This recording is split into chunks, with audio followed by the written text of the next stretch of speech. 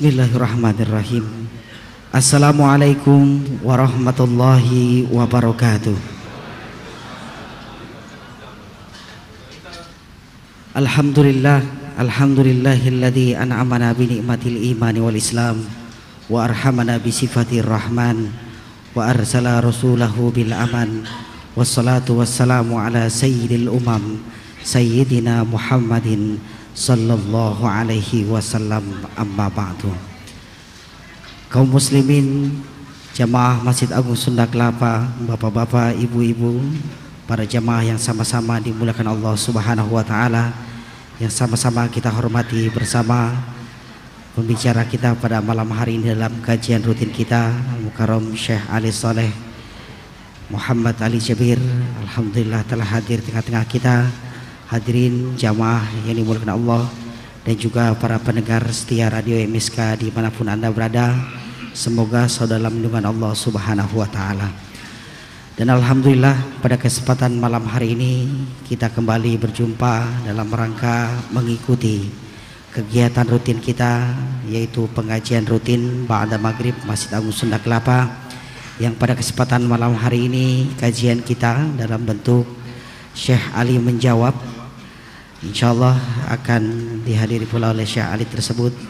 Untuk itu marilah sama-sama kita awali dan kita buka majelis kita dengan sama-sama membaca Ummul Kitab Suratul Fatihah, memohon keridhaan dari Allah Subhanahu wa taala, dan juga semoga dengan barokahnya Suratul Fatihah menambah pula keberkahan untuk kita semua. Dan juga ada beberapa permohonan doa dan bacaan Suratul Fatihah dari jamaah sekalian.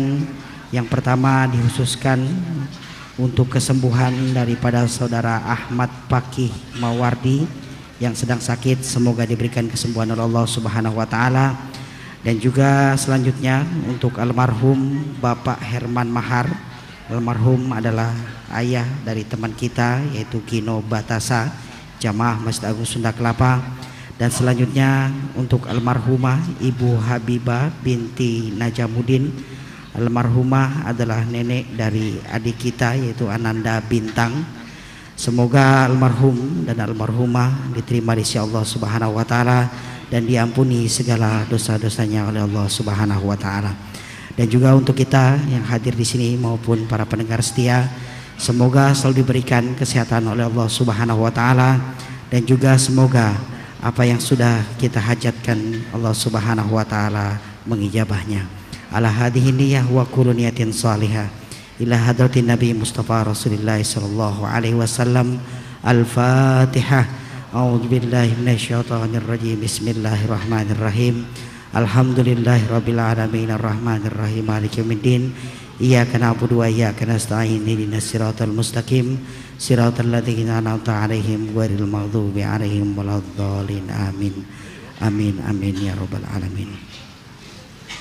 Dan selanjutnya jamaah yang dimuliakan Allah, selanjutnya kita akan sama-sama kembali mendengarkan dan mungkin melanjutkan kajian kita pada malam hari ini dalam bentuk sesi tanya jawab.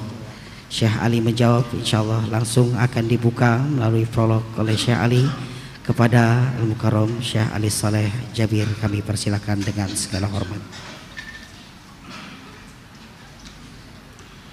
Bismillahirrahmanirrahim. Assalamualaikum warahmatullahi wabarakatuh. Alhamdulillahi rabbil alamin, wa ashhadu an la ilaha illallah wahdahu la syarika lah waliyus salihin, wa ashhadu anna sayyidana wa nabiyyana Muhammadan abdullahi wa rasuluhu as-sadiqul amin. Allahumma salli wa sallim wa barik ala sayyidina Muhammad wa ala alihi wa sahbihi wa man tabi'ahum bi ihsanin ila yaumiddin. Subhanaka la ilma lana illa ma 'allamtana innaka antal alimul hakim. Maha suci Allah, saya tidak mempunyai ilmu apa-apa, hanya saja apa yang diberikan oleh Allah Subhanahu wa taala. Alhamdulillah wa syukurillah. Mana kabar semua Bapak Ibu? Alhamdulillah. Ada yang bawa HP-nya? Tolong diangkat HP-nya. Angkat HP-nya. Angkat semua HP-nya. Semua, saya mau lihat semua. Angkat, keluarin dari tasnya.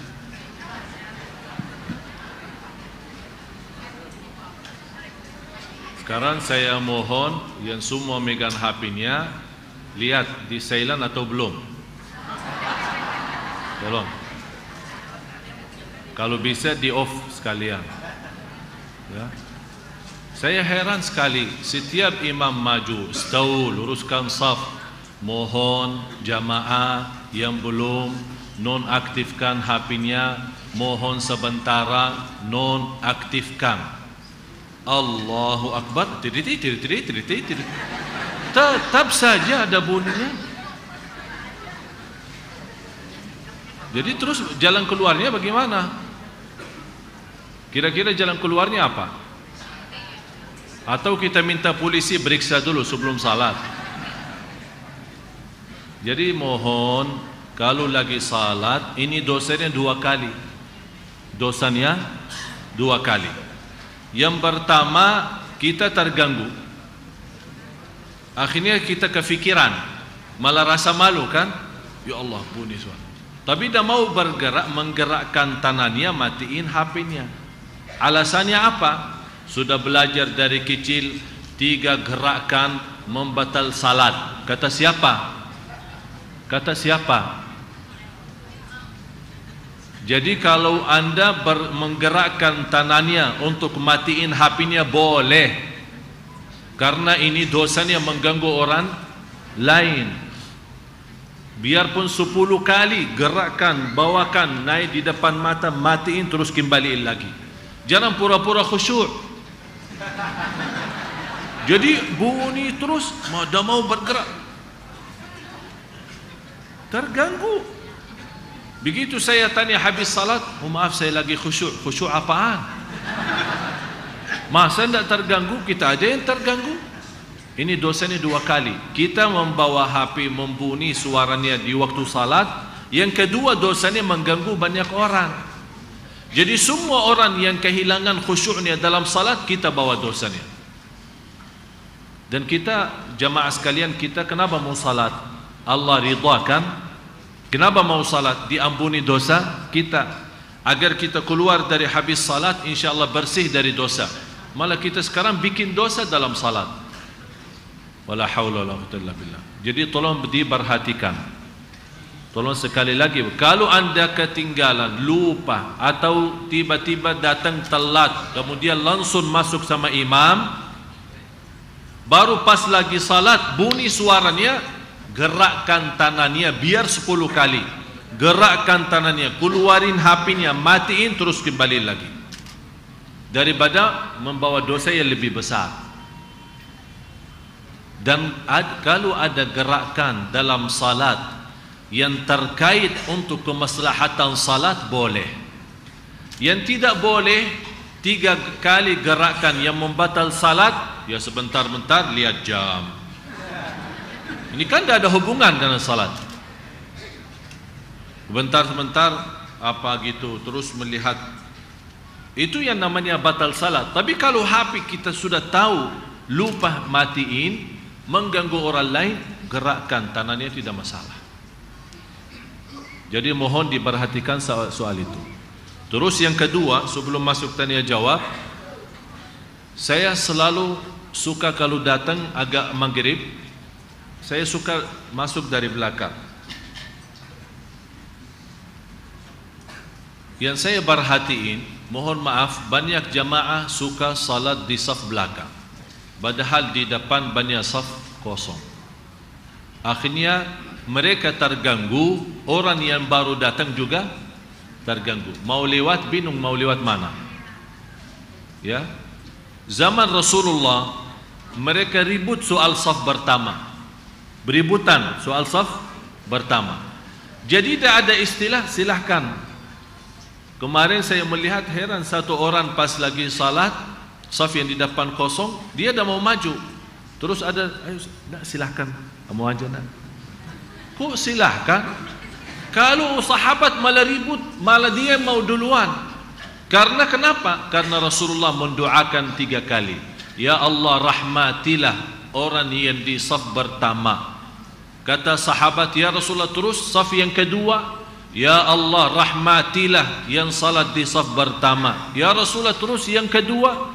Ya Allah, rahmatilah saf yang pertama. 3 kali. Terus masih sahabat bertanya, ya Rasulullah, yang kedua. Baru Rasulullah kemudian yang kedua. Cuma sekali disebutkan yang kedua. Malah di zaman SAW, "Lau ta'lamuna ma fi salati was saffil awwali." Kalau kalian tahu pahala salat di saf pertama itu, sampai terpaksa kita udian, faham udian? Udian ya? Udian ya? Apa bahasa? Udian, betul ya? Jadi dibawakan nama kira-kira siapa yang terpilih salat di zaman Rasul seperti itu. Saking mereka semua mau di saf pertama. Oleh karena itu jamaah sekalian, apalagi Jumatan, orang masuk Jumatan suka di belakang, sandar, tidur lagi. Seolah-olah dia datang sudah nawaitu, ya istirahat tidur, bukan untuk nawaitu Jumatan. Oleh karena itu kita selalu berusaha kalau isi khutbah Jumat tidak melebihi 15 menit. Karena di Indonesia kan beda sama di Madinah. Di Madinah kan Jumat libur. Kalau di Indonesia kan hari kerja. Jadi orang dari pagi sudah bangun beraktivitas, begitu datang jam siang yang biasanya jam istirahat untuk makan, tapi karena kita Jumat, ya udah umat Islam ikut Jumatan. Malah kadang orang bingung mau makan duluan atau Jumatan duluan. Udah makan aja dulu, gampang Jumat. Ini imamnya suka banjang. Ya pas datang imam sudah naik mimbar, malah kadang-kadang di khutbah yang kedua baru dia masuk masjid. Salat 2 rakaat terus duduk, udah selesai pulang. Padahal pahala datang sebelum imam naik mimbar itu cukup ditulis nama kita oleh malaikat. Ditulis nama kita oleh malaikat. Oleh karena itu jamaah sekalian, saya mohon kalau anda datang ke masjid, silahkan isi saf yang pertama, supaya anda tidak terganggu dalam salatnya kalau lagi salat sunnah, dan juga tidak menghalangi orang yang baru datang. Saya juga tidak enak, saya tadi lewat malah bingung mau bagaimana ini, mau lewatin orang salah, mau diam juga salah, mau ini. Akhirnya banyak menjadi persoalan-persoalan yang kita susah atasi. Tapi kalau kita sama-sama bekerja sama, dan yang kedua kita menjalankan sunnah Rasul, ini manfaatnya. Selama kita masih menjalankan ajaran Rasul, berarti insyaAllah tidak ada masalah sama sekali. Di antara ajaran Rasulullah SAW, ya isi saf pertama.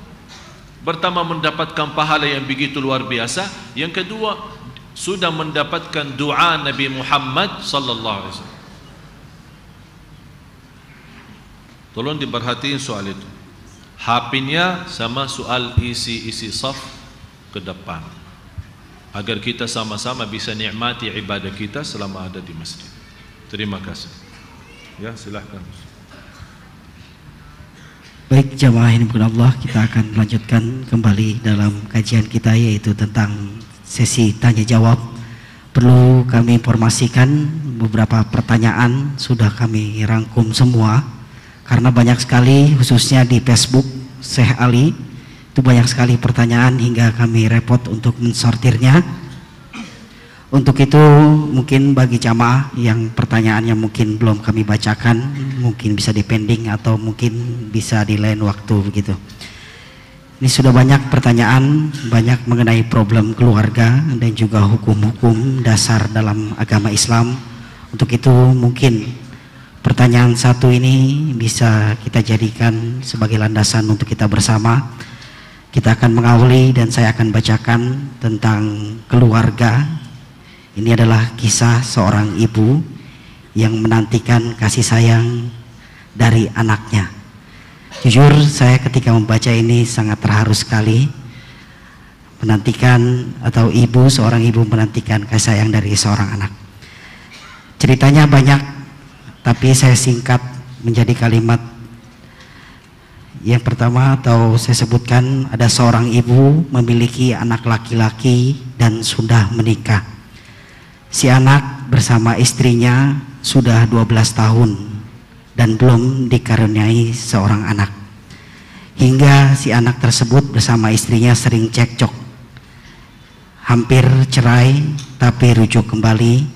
Dan setelah rujuk kembali, si anak ini bersama istrinya tidak pernah kembali atau ke rumah ibunya. Sampai ibunya tersebut menelpon ke anaknya yang laki-laki, tidak diangkat dan dimatikan.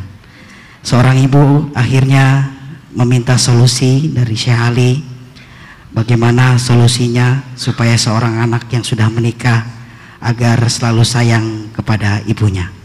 Demikian mungkin rentetan dari kisah seorang ibu yang saya intisarikan. Silakan Syekh Ali. Itulah zaman ini, zaman yang sudah anak kita sudah tidak peduli orang tua, dan banyak anak zaman ini merasa dia bisa sukses tanpa orang tua, dia bisa selamat tanpa orang tua, bisa bahagia tanpa orang tua. Dia belum tahu tidak diridai Allah dan tidak diterima amal ibadahnya biar haji setiap tahun kalau ibunya belum ridha. Apalagi dalam kondisi seperti ini, yang semestinya dia mengharapkan keturunan dari istrinya. Bagaimana supaya bisa mendapatkan keturunan? Sebaik-baik ibadah dalam kondisi pertanian ini, berbakti baik sama ibunya, Allah kasih keturunan. Itu kan berbakti kan amal, ibadah. Boleh kita nawaitu dalam ibadah sesuatu untuk mendapatkan hajat kita, seperti kita salat malam, seperti amalan-amalan yang lain. Dan berbakti baik seperti ini memberikan perhatian, biarpun ibu kita jahat, ibu kita tidak pernah perhatiin kita, ibu kita bagaimanapun, tetap kewajiban anak berbakti. Kalau Allah sudah menjelaskan dalam surat Luqman, kalau orang tua kita musyrik kafir, Allah berfirman, wa in jahadaka ala an tusyrika bi ma laysa laka bihi ilm. Kalau mereka menyuruh kamu berbuat syirik kepada Allah, kufur kepada Allah, jangan turuti mereka, tapi tetap wasahibhuma, sahabati, bersahabatlah sama mereka, berbakti baiklah sama mereka. Saya masih ingat satu cerita, seorang yang keterlaluan sama ibunya. Dan kita sudah melihat sekarang zaman ini, bukan orang sudah durhaka, malah kata durhaka itu sudah termasuk perkataan yang lama. Tapi sekarang kita melihat orang berani caci maki ibunya di hadapan orang. Orang malah sekarang ini berani memukul ibu di hadapan orang, malah sambil membunuh ibu. Demi apa? Demi dunia saja. Dia membawa dan berlaku sebuah keburukan yang akan nempel keburukan itu selama-lamanya, dunia akhirat. Dan saya pernah menjelaskan, salah satu ancaman Allah bagi orang yang durhaka dihukum di dunia sebelum di akhirat. Di antaranya terjamin su'ul khatimah, bukan husnul khatimah. Ada seorang saya kenal dekat, sudah meninggal. Orang itu tidak sopan sama ibunya, sampai kalau ibunya minta tolong diantar atau dijemput atau apa, bermacam-macam alasan. Kalau ibunya masih minta tolong dengan kata-kata baik dan lembut, malah dia berteriak, udahlah cari orang lain, saya tidak mau. Akhirnya ibu kan nangis karena namanya ibu. Barnas ketika satu malam ibu menelpon untuk dijemput, tolong sampai didoakan. Akhirnya terpaksa anak itu, ya udah, tapi kalau saya sampai jangan lama-lama. Begitu dia datang ke bawah, dia telepon ibunya 2 menit, mendadak, sudah mendadak datang. Dia tidak kasih tahu saya mau datang, dia sudah sampai ke tempat, dia langsung telepon, saya sudah dibawa 2 menit, kalau tidak turun saya tinggalin. Apa yang terjadi? Datang karena ibunya, ya namanya baru datang, masih pakaian bersalaman sama tamu-tamu orang itu, mau turun, malah anaknya ditinggal. Saya tahu cerita ini dari seorang polisi. Ibu menunggu karena dia berpikir barangkali anaknya belum datang. Lagi hujan besar. Datang polisi melihat ibu, nunggu apa? Malam-malam nunggu anak saya. Cuba lihat baik sangka ibu sama anaknya. Tapi anaknya tinggalin, tidak peduli. Di sisi lain, anaknya kena kecelakaan dan membawa mobil tabrak truk yang membawa besi, masuknya besi lewat mata sama hidungnya. Meninggal langsung. Besi yang dibawa oleh truk itu masuk lewat mata sama mulutnya. Keluar dari bagian kepala dari belakang. Ini salah satu balasan Allah bagi orang yang durhaka. Terjamin kematian su'ul khatimah, kematian buruk, kematian celaka, belum lagi di alam kubur, belum lagi nanti di akhirat. Tapi dalam kondisi ibu, saya minta sama ibu, tetap ibu sabar. Tetap ibu mendoakan. Tetap ibu mendoakan. Kalau tidak diangkat, SMS doa. SMS isinya doa, mendoakan semoga Allah bukakan hatinya. Dan kami doakan semua. Semoga Allah kembalikan anak yang ditunggu-tunggu kasih sayangnya. Mudah-mudahan Allah hidayahkan, Allah bukakan hatinya, Allah sadarkan agar dia kembali kepada ibu dan memberikan kasih sayangnya, kalau benar-benar dia ingin kebahagiaan dan keselamatan dunia akhirat. Dan kita tahu tidak ada seorang bisa ikhlas sebagaimana keikhlasan ibu. Dan mudah-mudahan Allah sabar, Allah kasih pahala sabarannya, Allah balas ikhlasnya, dan Allah kuatkan lahir dan batinnya. Kalau memang ibu merasa anaknya tidak kasih sayang lagi, jangan sedih, karena Allah yang sayang sama ibu. Allah Ta'ala.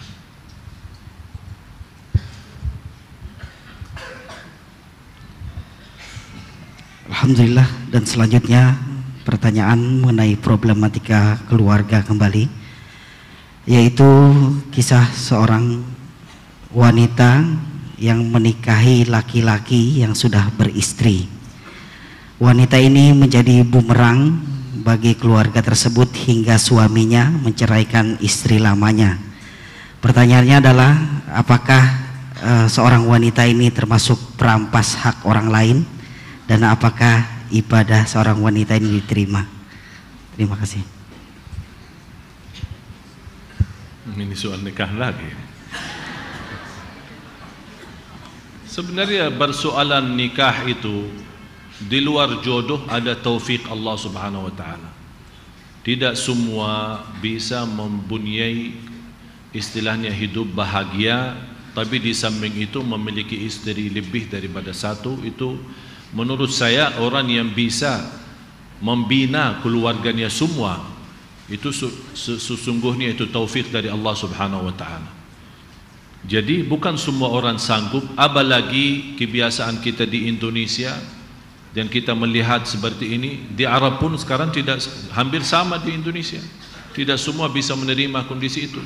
Dari zaman Rasul, tapi karena namanya Rasul, Allah berikan kemampuan bisa menjadi suami yang adil, kemudian jujur, dan bisa membina keluarga yang begitu banyak istrinya.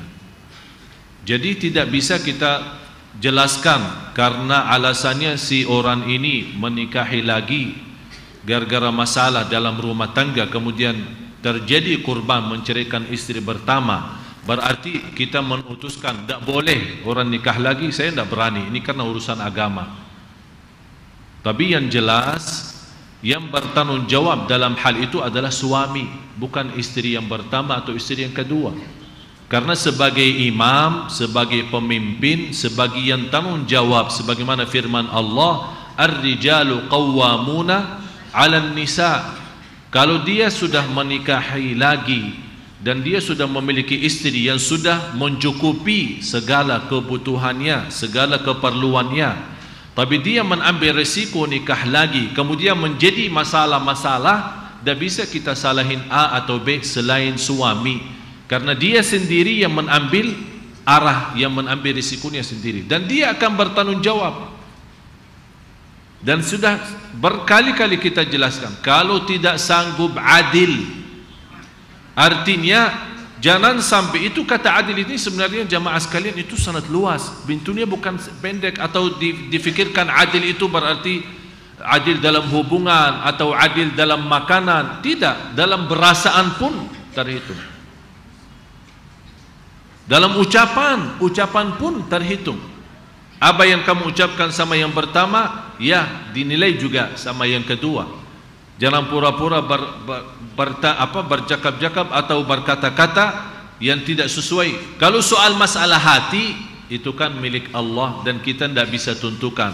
Ya bisa jadi hati memiliki istri pertama dan bisa jadi istri yang kedua. Sebagaimana Rasulullah SAW begitu sama Siti Khadijah, yang mencintai Khadijah radhiyallahu anha.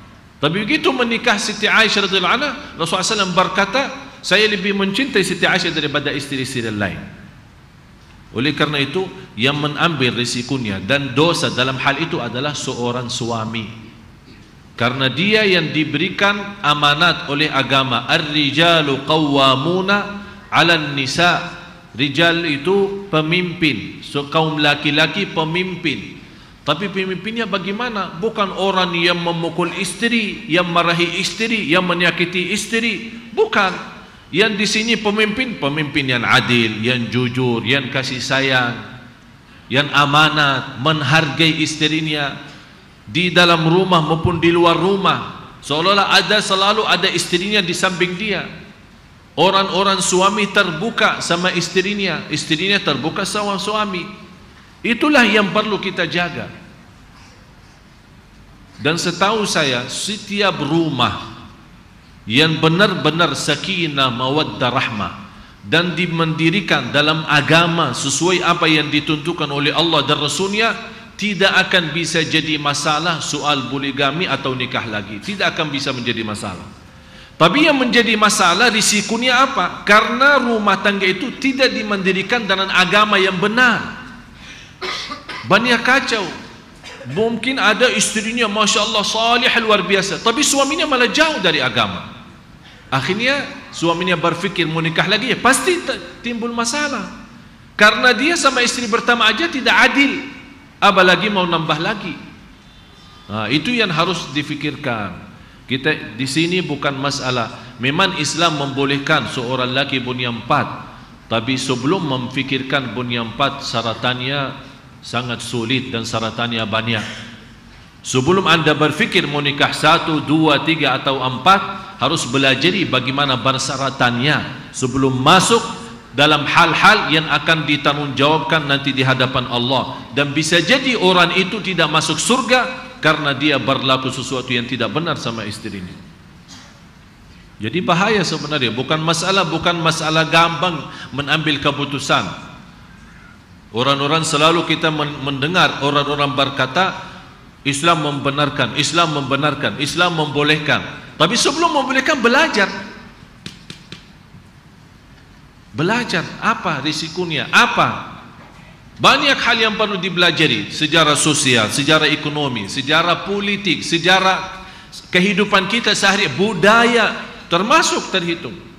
Dan kalau kita kembali lihat istri Rasulullah SAW, bagaimana Rasulullah SAW sampai memiliki istri 11. Kalau saya melihat dalam sejarah, semua istri Rasulullah SAW dinikahkan karena kemaslahatan. Ada alasannya sosial, ada alasannya budaya, ada alasan macam-macam.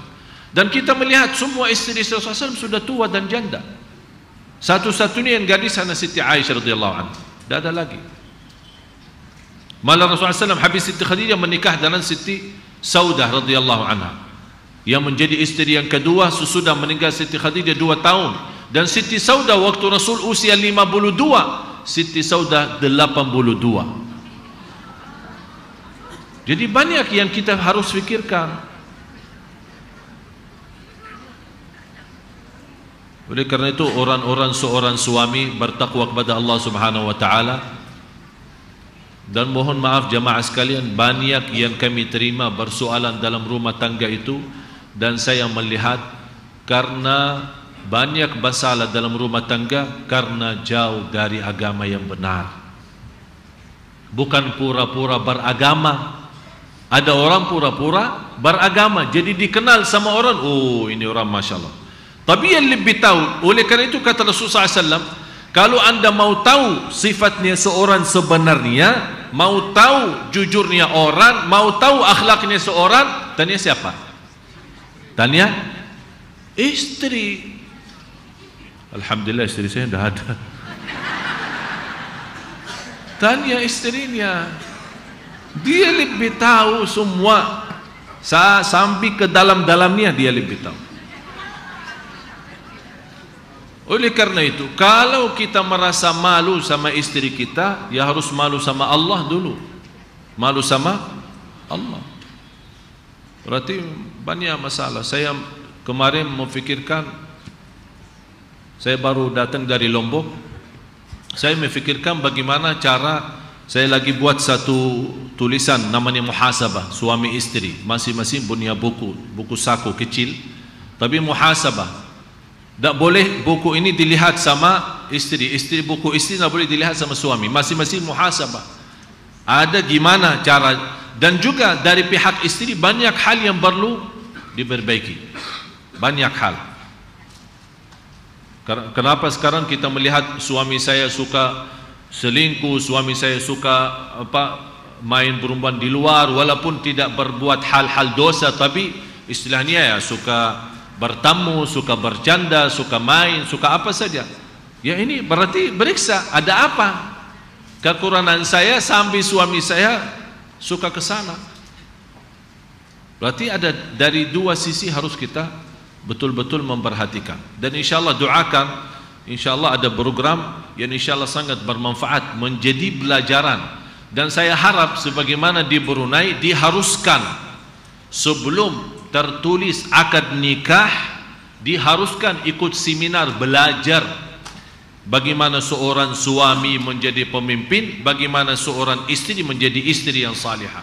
Sebelum dibolehkan nikah dan tanda ijab kabul apa semua, sebelum dah boleh, sebelum dia dua hal, di check up kesehatannya, yang kedua soal belajar pendidikan khusus untuk rumah tangga.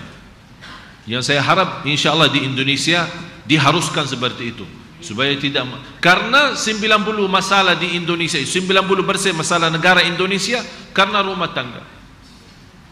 Karena rumah tangga. Kalau insyaAllah rumah tangga aman, bagus, sakinah, mawaddah, rahmah, insyaAllah negara ini maju.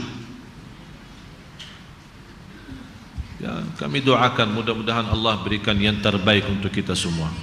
Amin ya rabbal alamin. Masih mengenai pernikahan Syekh Ali, ini tentang luar biasa, tapi perbedaannya ini tentang hukum pernikahan. Seseorang yang menikah dengan wanita dan wanita itu sedang atau dalam keadaan hamil di luar nikah, bagaimana hukum menikahi wanita tersebut?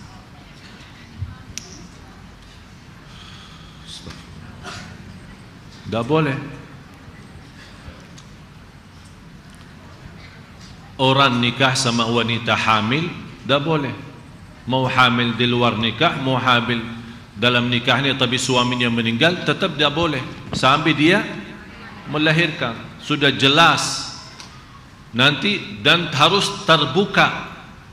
Seorang wanita ini menceritakan sebenarnya apa. Kalau suami atau calon suami yang sudah mengerti berlaku calon istrinya sudah begini, apakah dia mau terima atau tidak. Dan harus istri, kalau dia benar-benar sudah sadar berlaku dia sudah berlaku zina sampai bisa hamil, kemudian dia taubat dengan benar, Allah SWT maha menampun. Tapi jangan menutupi atau pura-pura tidak mau tunjukkan kehamilannya. Kalau barangkali baru masih hamil, jadi tidak kelihatan, jadi dia mau segera pura-pura atau pura-pura nikah supaya seolah-olah dia tunjukkan kepada keluarga, saya hamil dari suami. Mana dosanya jadi dua kali, dosa besar lagi. Karena akan terkait banyak soalan nanti. Soal warisan tak boleh dia dapat karena ini anak zina. Bagaimana bisa dimasukin dalam warisan? Dalam soal muhrim, karena dia bukan anak suami itu berarti dalam muhrim tidak bisa. Kalau seorang suami ini dari istrinya melahirkan lagi banyak anak, di antaranya perempuan, tidak boleh ini jadi muhrimnya karena bukan anaknya. Jadi banyak soalan. Oleh karena itu harus seorang wanita seperti keadaannya seperti ini, Allah SWT tahu kenapa dia bisa berlaku seperti ini sampai bisa hamil.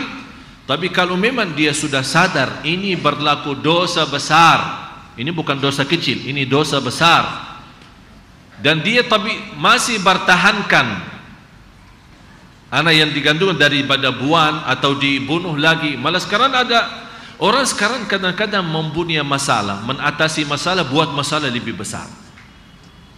Dia malah membuang anaknya atau gugurkan anaknya. Ini jadi pembunuhan, zina, pembunuhan. Bagaimana ini hidup? Kira-kira sisa umurnya, sisa hidupnya apa? Kok bisa tenang, bisa damai dalam kehidupannya? Begitu dia memiliki dosa, na'udzubillah.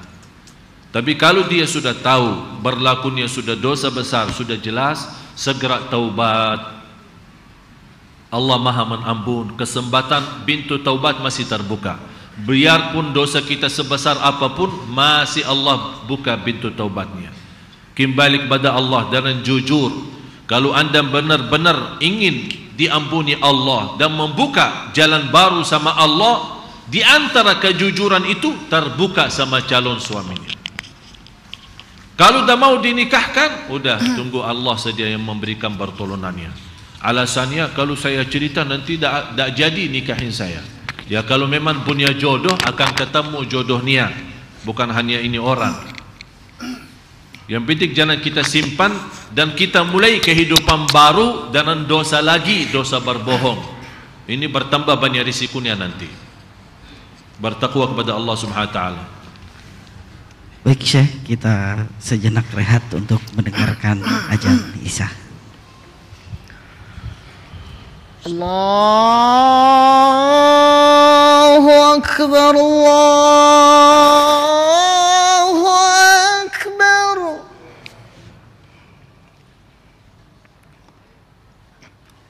Allahu Akbar, Allahu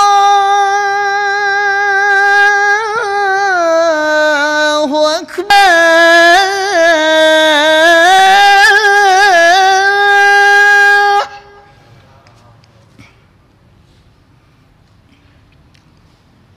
حي على الفلاح.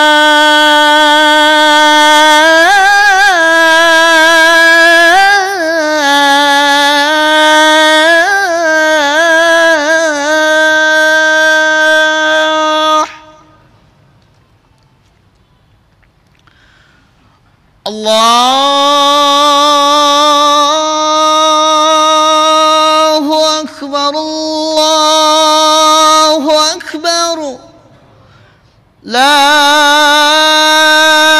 إله إلا الله. لا إله إلا الله محمد رسول الله صلى الله عليه وسلم. اللهم رب هذه الدعوة التامة والصلاة القائمة آت سيدنا محمدا الوسيلة والفضيلة والشرف والدرجة العالية الرفيعة وابعثهم مقاما محمودا الذي وعدته إنك لا تخلف الميعاد.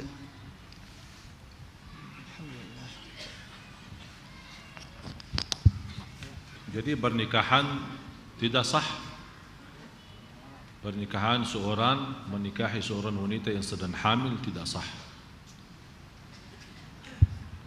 Kalau seandainya terlanjur dia menikahi seorang wanita sedang hamil, apa itu hamilnya di luar nikah atau memang hamilannya dari suami yang benar tapi suaminya meninggal, tidak menunggu melahirkan, nikahnya itu tidak sah.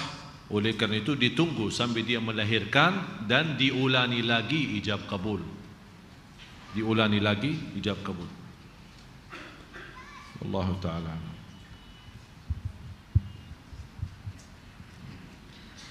Dan selanjutnya masih mengenai tentang keluarga.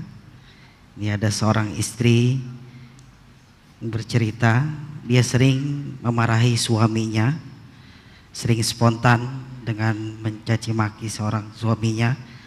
Bagaimana hukumnya dan bagaimana ibadah yang dia lakukan? Apakah tidak diterima? Terima kasih. Ya kenapa marahin suaminya? Ini belum jelas. Ya, seorang istri tidak boleh marahin suaminya. Bagaimanapun keadaan suami, banyak kekurangannya, tetap istri menjadi di posisi yang lembut, kasih sayang sebagai wanita. Kita tidak pernah mengenal wanita kasar, malah justru kita mengenal wanita yang kasih sayang, yang lembut. Yang semestinya kalau dia melihat banyak kekurangan suaminya, dia nasihatin. Dan kalau nasihatin jangan di depan orang. Nasihatin juga mengambil posisi. Kapan kira-kira baru datang dari kerjaan, kita tahu suami saya tidak salat, terus baru datang dari kantor, capek, habis macet, langsung ini ada yang saya mau bicarakan. Apaan? Dia pasti tidak ada respon. Kamu tidak pernah mau dengar saya, ini kamu begini, kamu. Ya kamu yang salah, karena tidak mengambil waktu yang tepat. Coba kalau dia habis istirahat, habis mandi, sudah disiapin makan, sambil dipicitin kakinya habis makan. Mas, ada yang saya mau bicara ya, boleh enggak? Dah boleh nanti, ya udah enggak apa-apa. Luar biasa istri yang seperti itu. Bukan pas datang langsung dia buka, dari mana? Kok kelamaan, malam-malam datang, di telepon dah aktif-aktif. Istri kannya di sebelah kanan kiri, ya terus tongkatnya di sebelah kanan kanan. Kaget suaminya begitu melihat istri seperti itu. Tidak bisa. Dan dosa, memang dosa, mencaci maki suami dosa.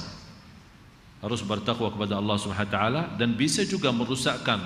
Apalagi posisi suami orang baik, orang saleh, tapi kadang-kadang ada seorang istri yang suka emosi, suka marah, suka apa saja. Ini bisa masalah. Malah ada ancaman dari hadis Rasulullah SAW, dilaknati oleh malaikat sepanjang malam sampai suaminya ridha. Bahaya. Sebenarnya dua-duanya posisinya berat, dan kewajiban suami lebih banyak memang dari kewajiban istri. Tapi harus istri melihat suami tidak mampu memenuhi kewajibannya, tetap istri memenuhi kewajibannya. Jangan menjadi saling tuntut dan saling balas. Kalau kamu baik, saya akan jadi baik. Kalau kamu begini kurang ajar, saya akan lebih kurang ajar. Bukan begitu hidup rumah tangga. Harus ada saling, ada yang kalah di antara berdua. Dan itulah posisi seorang perempuan. Saya kemarin diceritakan sama ibu saya, ceritakan soal gurunya. Subhanallah. Gurunya dapat seorang wanita, guru ibu saya, dapat suami, ya kalau kita bicara standar lah, ya bukan sesuai. Kalau kita bicara, tidak sesuai istrinya lah, istrinya masya Allah termasuk guru, ulama, tapi jodohnya sama orang salatnya aja masih bocor. Tapi subhanallah, istri ini, ibu saya menceritakan, istri ini bisa merubah kehidupan suaminya. Sampai di antara cerita, demi Allah, kata gurunya sama ibu saya, demi Allah, tidak pernah suami saya membagi pakaian kecuali tangan saya yang memberikan pakaian itu. Dan tidak pernah dia keluar rumah sebelum saya yang bawain sandalnya atau sepatunya, habis saya bersihin dan saya taruh di depan kakinya dan saya cium kakinya. Sampai lama-lama subhanallah suaminya berubah. Sekarang suaminya malah menjadi ulama, padahal dia sepertinya biasa-biasa saja. Kemarin ada yang datang ke rumah, seorang istri curhat, banyak masalah sama suaminya. Saya jujur saja bertanya, kamu apa? Ini masalah suami, terus kamu bagaimana? Dan habis saya menceritakan bagaimana posisi seorang wanita salih, nangis dia. Malah dia berkata, jujur saja saya tidak pernah berlaku hal itu sama suami saya. Ya fantas suaminya mau lari dari rumah. Kalau di luar rumah ada undangan atau acara, Masya Allah cantiknya luar biasa, malah bisa menggoda banyak orang. Tapi suaminya tidak bisa digoda. Kenapa kita membiarkan suami digoda sama orang lain yang semestinya kita sebagai istri yang menggoda suami? Tahu enggak cara goda? Godaannya tahu digoda. Bagaimana coba lihat macam cara orang wanita yang di luar menggoda suami kita, kita menjadi lebih baik. Ini kan suami kita. Jadi harus kita lebih pintar menggoda dia. Dengan kata, lewat SMS, lewat apa saja. Biarpun sekali-kali dia masuk kamar tidur, kita kagetin dia dalam keadaan telanjang. Manjahin suaminya, manjahin dia supaya terisi ini mata. Biar sebuasnya mata ini. Jangan sampai dia melihat di luar. Ternyata dia suka picitin dia setiap hari. Kalau bisa picitin dia dengan cara seksi biar dia puas. Ya apa salahnya? Ini kan suami istri. Ini suami istri. Dari sisi perkataan, dari sisi perbuatan. Anda dengar, suami saya suka karaoke. Bikin karaoke di kamar tidur. Biar dia tidak keluar cari kemana-mana. Inilah kelebihan istri yang bisa pintar bagaimana menarik perhatian suaminya. Saya kenal satu orang, subhanallah, istrinya hebat. Sampai kalau saya mengajak kemana-mana, dia malah, maaf Ustaz, saya mau pulang ke rumah. Saya bilang, mau apain ke rumah? Rindu sama istri saya. Weh, saya bilang ada cerita di kata rindu itu. Inilah kelebihan seorang istri. Apalagi di Indonesia, banyak masalah, banyak godaannya. Karena kalau di sana di Madinah kan semua wanita tertutup. Mana bisa kita lihat? Malah kalau dilihat wanita tertutup sama kambing tertutup, dah bisa bedakan mana wanita sama mana kambing. Kan sama-sama tertutup, hanya terlihat mata. Pernah terjadi seperti itu. Tapi kalau di Indonesia bagaimana? Malah kita tidak bisa tahu mana yang muslimah sama mana yang non muslimah. Malah kadang-kadang melihat pahanya kelihatan semua, Masya Allah. Bukan Masya Allah, na'udzubillah. Habis sudah terlihat semua, malah saya bingung mau ucapkan salam atau apa. Malah dia duluan, Assalamualaikum Syekh, boleh foto enggak? Enggak boleh. Enggak boleh. Sebelum saya jawab salam, saya bilang enggak boleh. Masa begini keadaannya mau foto sama saya lagi? Astagfirullah. Inilah keadaan Indonesia. Kewajiban seorang istri berfikir. Sekarang istrinya berfikir, oh ya Allah, di kantor godaan, di jalan godaan, di mana-mana godaan, di masjid pun godaan. Bagaimana sekarang? Apa yang saya harus lakukan supaya dia? Jadi maksud saya, tidak boleh istri merasa bosan sama suami. Kalau bisa masuk dalam fikirannya, dia suka apa, ingin apa, ditutupi keinginannya. Supaya jangan dia fikir macam, fikir pun tidak boleh. Itu kelebihan istri. Tak boleh suaminya berfikir macam-macam. Ya ini kan kembali kepada kemampuan kita. Tapi dengan nawaitu, kita mau jadi seperti itu, insya Allah saya jamin suaminya akan menjadi. Kalau tidak ada rasa takut sama Allah dan takwa, pasti lama-lama akan rasa malu menghargai perjuangan istrinya. Begitu Masya Allah luar biasa kesalehannya. Malu. Apa yang membuat dia cari di luar? Istrinya tidak memuaskan, istrinya tidak memperhatikan. Ternyata orang di luar bisa goda dengan kata-kata yang manis. Halo mas, ditambah ganteng dong. Tapi kalau coba istrinya yang selalu SMS duluan, melihat SMS yang lain dihapus, tidak pernah diperhatiin, tidak pernah diresponin. Karena dia tahu istrinya jauh lebih hebat.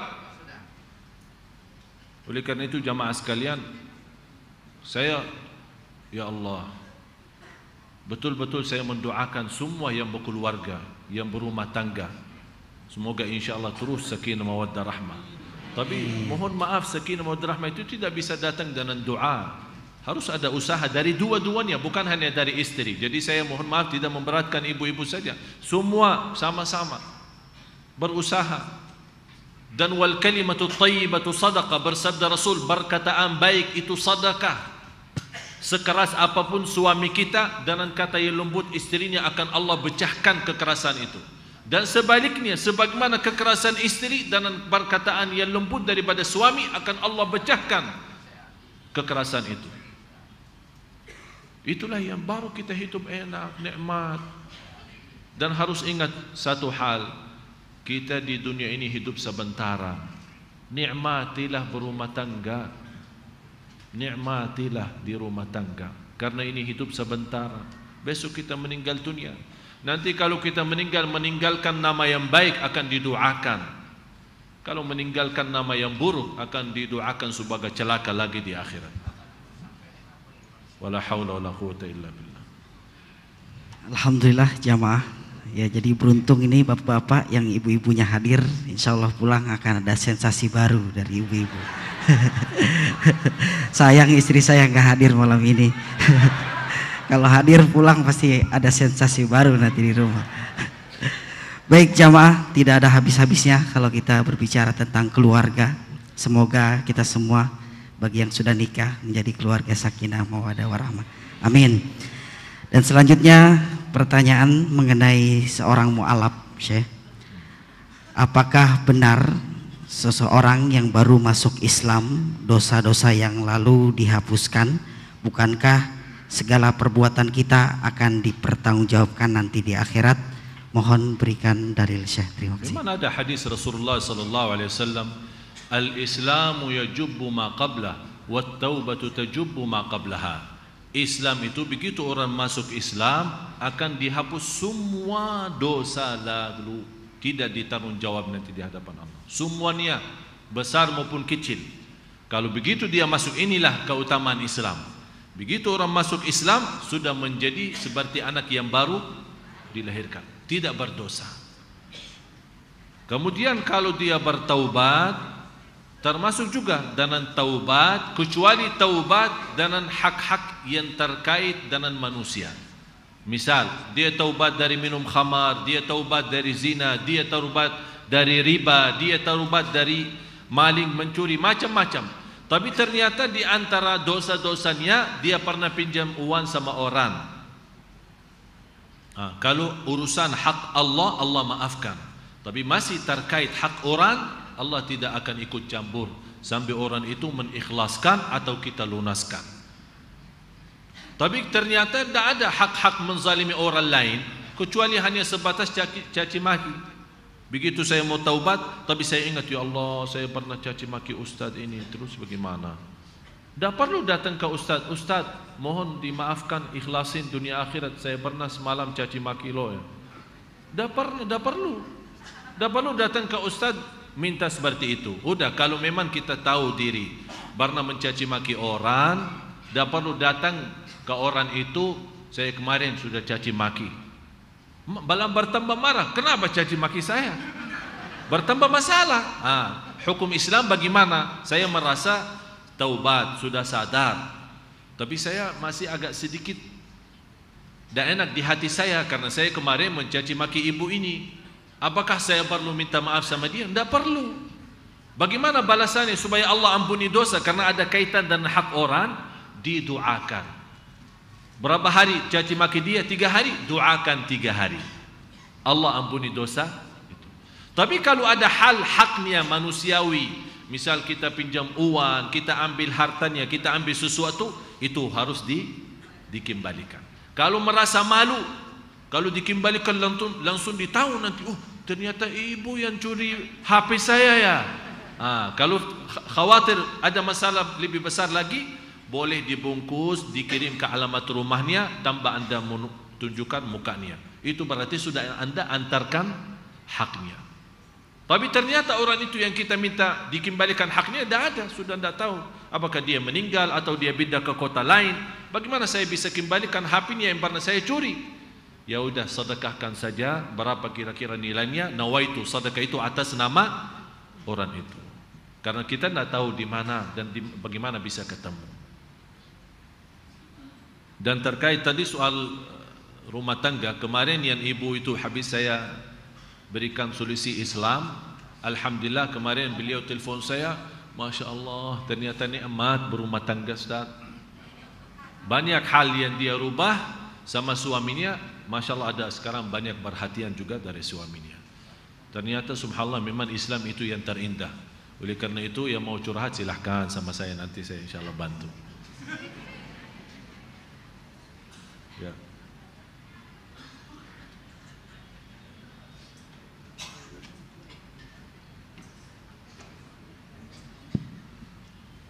Dan selanjutnya masih mengenai tentang hukum, penanya selanjutnya yaitu mengenai tentang hukum menggunakan wig atau rambut palsu dan juga bulu mata palsu, apa hukumnya, dan apabila dilarang oleh syariat Islam. Di kampung Purbalingga ada pabrik wig dan juga bulu mata palsu. Banyak masyarakat yang bekerja di pabrik tersebut. Bagaimana hukumnya, Syekh? Mohon penjelasan. Maksudnya rambut palsu, rambut kepala maksudnya? Laki-laki perempuan atau? Oh perempuan. Ada laki-laki juga. Ada yang botak kan? Ya. Tidak boleh. Rambut palsu tidak boleh kecuali wanita itu dalam kondisi sakit. Misal sakit, akibat sakitnya apa? Ya mungkin karena macam nauzubillah kanker, mudah-mudahan Allah sembuhkan semua yang sakit kanker atau sakit apa saja. Mudah-mudahan disembuhkan oleh Allah Subhanahu wa taala lahir batin. Jadi yang punya penyakit yang mengakibatkan rontok rambutnya sampai habis, boleh dia pakai. Tapi kalau untuk berhiasan sana tidak boleh. Tidak boleh. Apalagi yang mensambungkan, ada sekarang model sambungan ya. Jadi dia bagian rambut belakang biar kelihatan panjang. Itu malah ada ancaman hadis Rasulullah SAW, dilaknati. La'anallahu al-wasilah wal-musilah wal-mustawsilah. Dilaknati Allah Subhanahu. Dilaknati juga ancaman. Kalau kata laknati, dilaknati Allah, berarti keluar dari rahmat Allah Subhanahu wa taala. Bahaya. Apalagi yang alisnya yang apa dicukur atau dirapiin atau apa, itu dosa besar, bukan dosa kecil. Dosa besar. La'anallahu namisah. Dilaknati Allah Subhanahu wa taala, kata Rasulullah SAW, yang mencukur alisnya atau dirapikan atau biar katanya nampaknya cantik. Yang dibolehkan orang-orang yang alisnya ya kelihatannya banyak kayak, kalau dilihat muka perempuan malah kayak laki-laki, karena alisnya terlalu besar, tebal ya. Itu baru dibolehkan oleh agama sebatas untuk menghilangkan kejelekan itu, tapi bukan untuk menarik perhatian supaya terlihat lebih cantik, nampilannya lebih bagus. Kalau untuk menarik perhatian orang itu dosanya sendiri. Tapi terus bagaimana wanita? Wanita boleh berjantikan untuk seorang suami, bukan untuk orang. Wallahu ta'ala.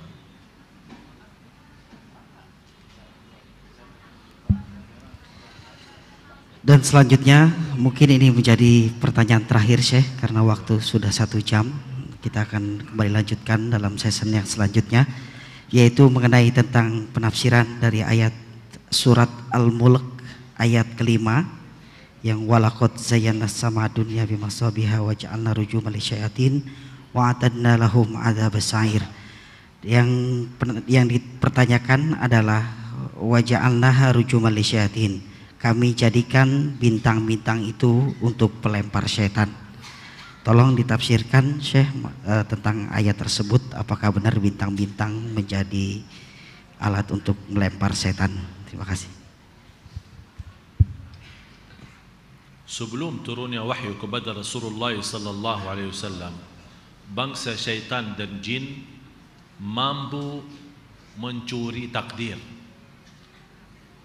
Artinya apa? Syaitan itu saling bantu untuk menaik sampai ke langit, dan mereka bisa mendengar bisikan malaikat menyebut soal seorang mau mati hari ini, atau seorang akan jadi begini atau begitu. Itu kerjasama dengan dukun-dukun sihir, dukun apa segala yang lain-lain, karena mereka dibantu oleh jin untuk mengambil, istilahnya kalau bahasa kita, biodata seorang. Jadi kalau kita datang ke orang, misal dukun ya, ternyata dia tahu nama kita, dia tahu ibu kita, dia tahu keluarga kita. Jangan-jangan, oh ini hebat. Bukan hebat, syaitan bantu. Syaitan, karena setiap manusia kan punya syaitan. Kalau kita selalu berdoa kepada Allah, akan Allah jauhkan dari godaan syaitan itu. Tapi dalam kehidupan kita mereka tahu, jadi saling memberi info dari syaitan ke syaitan lain. Oleh kerana itu ada kelebihan. Tapi subhanallah, dengan berkahnya turunnya wahyu kepada Rasulullah sallallahu alaihi wasallam, dan begitu Rasulullah SAW menjadi nabi, tidak boleh lagi syaitan memiliki kemampuan mendengar bisikan malaikat yang ada di langit. Jadi mereka setiap saling bantu dan naik sampai ke langit itu, Allah Subhanahu wa taala menjadikan bintang itu adalah menjadi lembaran api yang membakarkan mereka. Malah ada satu riwayat, masuk dalam mulutnya jin yang paling atas, keluar dari dubur jin yang paling bawah.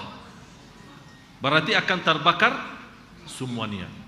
Itu maha kuasa Allah Subhanahu wa taala. Dan peristiwa ini mulai terjadi sesudah Rasul. Artinya sesudah wahyu pertama kepada Rasulullah SAW, Allah tidak mengizinkan lagi, sebagaimana juga penjelasan lebih lengkap di surah As-Saffat. Was-saffati saffa, faz-zajati zajra, fal-mulqiyati dzikra, innama tu'aduna lawaqi'. Jadi ayatnya di situ menjelaskan di surah As-Saffat bagaimana Allah SWT menjadikan bintang di langit itu menjadi lembaran api buat membakarkan syaitan dan jin yang berani mengambil dari bisikan-bisikan suara malaikat. Dan di Allah SWT menjadikan bintang itu melindungi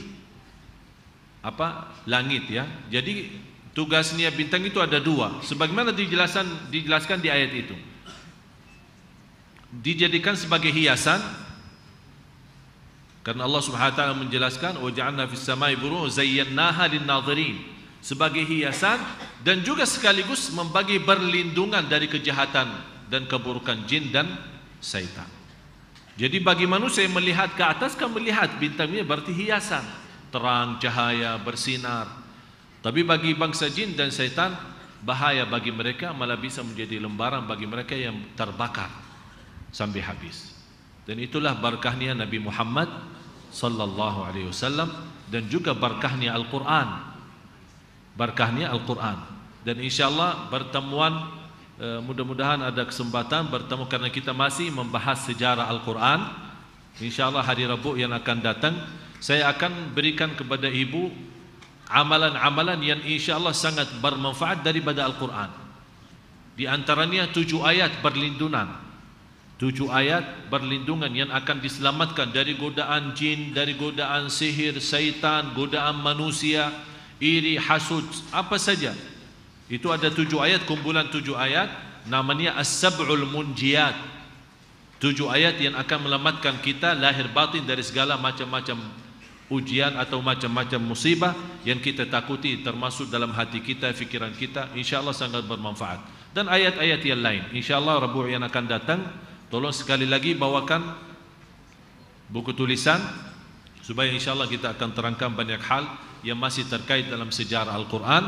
Nanti insyaAllah akan masuk dalam kisah-kisah, cerita-cerita yang ada di dalam Al-Quran. Mudah-mudahan apa yang saya sampaikan bermanfaat. Kurang lebihnya mohon maaf. Dan kami selalu mendoakan untuk anda semua, semoga insyaAllah senantiasa dalam ridha Allah Subhanahu wa ta'ala, rumah tangga sakinah mawaddah rahmah, anak salih salihah, senantiasa orang tuanya mendapatkan ridha Allah, orang tua yang senantiasa diselamatkan oleh Allah dunia akhirat. Dan juga sebagai anak-anak, mudah-mudahan Allah jadikan anak cucu kita salih salihah, yang menjaga nama baik keluarganya, yang menenangkan hati kedua orang tuanya, yang mendapatkan diselamatkan dunia akhirat. Mudah-mudahan semua yang hadir diampuni segala dosanya, disucikan hatinya, dibersihkan jiwanya. Mudah-mudahan diberikan kemuliaan, sama-sama bertemu lagi di surga Allah bersama Nabi Muhammad sallallahu alaihi wasallam. Ya Allah, jadikan ilmu yang kami belajari malam ini menjadi bermanfaat bagi kami, menambah wawasan ilmu, menambah wawasan taqwa, menambah bagi kami menjadi hamba yang bersyukur, hamba yang ikhlas, hamba yang tawadu, hamba yang senantiasa berjuang untuk mencari ridha-Mu ya Allah. Karena sisa umur hidup kami tidak mengetahui berapa sisa umur hidup kami. Ya Allah, jadikan sisa umur hidup kami yang terbaik bagi kami, agar kami mendapatkan husnul khatimah. ربنا آتنا في الدنيا حسنة وفي الآخرة حسنة وقنا عذاب النار وصلى الله على سيدنا ونبينا محمد وعلى آله وصحبه وبارك وسلم والحمد لله رب العالمين سبحانك اللهم وبحمدك أشهد أن لا إله إلا أنت أستغفرك وأتوب إليك. Demikianlah jamaah yang dimuliakan Allah, kajian kita pada malam hari ini. Semoga dengan sesi tanya jawab yang sudah disampaikan oleh guru kita bermanfaat untuk kita semua. Dan sekali lagi kami mohon maaf kepada jamaah yang mungkin pertanyaannya belum kami bacakan, mungkin depending di lain waktu insyaallah. Dan selanjutnya sebagai penutup, marilah sama-sama kita akhiri dan kita tutup majelis kita dengan sama-sama membaca Alhamdulillahirabbil alamin. Khairul kalam. Assalamualaikum warahmatullahi wabarakatuh.